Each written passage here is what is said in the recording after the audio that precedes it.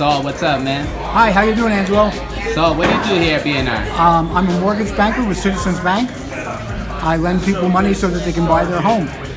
Hopefully what I'm doing is giving them an instrument that will make it possible to sustain ownership of that home, because that's the most important thing.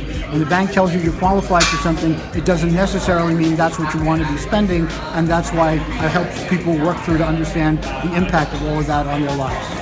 I joined BNI because I wanted to be working with other professionals, seeing what their strengths are, learning from them, and helping meet new people, as well as meeting new people myself.